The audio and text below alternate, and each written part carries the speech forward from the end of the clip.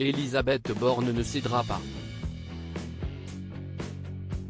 Très impliquée dans la réforme des retraites, qui prévoit de décaler l'âge légal de départ à 64 ans au lieu de 62 ans, la Première ministre a bien l'intention d'aller jusqu'au bout. Et ce malgré les contestations des Français, qui ont massivement fait grève le 17 janvier et le 31 janvier dernier. Si de nombreux personnages politiques de la gauche s'opposent au projet en raison de l'âge, Ségolène Royal a tiré la sonnette d'alarme sur un tout autre problème qui pourrait être causé par cette réforme, auprès du Parisien ce mercredi 1er février. D'après l'ancienne ministre déléguée à la famille et à l'enfance dans le gouvernement de Lionel Jospin, derrière le débat sur les retraites se cache une forte baisse de la natalité en France. Il y a une indifférence sur le sujet, s'est désolée la femme politique de 69 ans auprès de nos confrères. François Mitterrand ou Jacques Chirac regardaient ces indicateurs de près. Le quotidien indique en effet qu'en 2022, il y a eu 19 000 en moins par rapport aux années précédentes.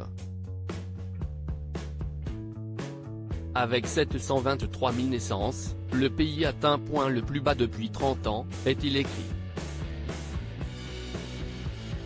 Alors qu'on pourrait croire que le manque de bébés est l'origine du problème des pensions de retraite, puisqu'il n'y a pas assez de monde pour cotiser, Ségolène Royal explique qu'il s'agit en réalité de l'inverse, tout ce qui abîme la sécurité sociale, la politique familiale et les retraites, abîme le fait d'avoir des enfants.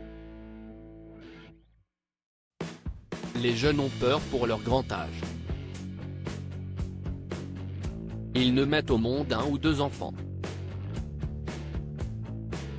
Après, ils préfèrent investir pour leur propre avenir. Ils n'ont plus confiance. Supérieur à Ségolène Royal à 69 ans, qui sont les hommes qui ont marqué son existence ? Elisabeth Borne estime cette réforme nécessaire malgré cette mise en garde de Ségolène Royal, il y a fort à parier que les taux de natalité continueront de baisser et que la réforme des retraites sera adoptée. La retraite à 64 ans et l'accélération de la réforme Touraine, si est-il le compromis que nous avons proposé après avoir entendu les organisations patronales et syndicales, après avoir échangé avec les différents groupes parlementaires.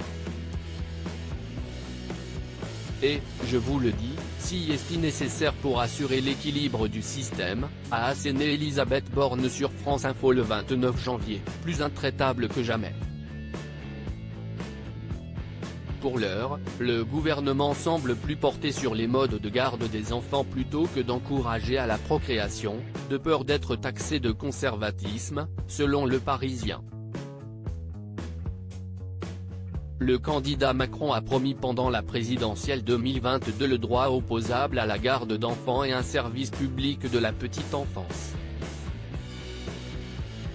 Crédit photo, MPP.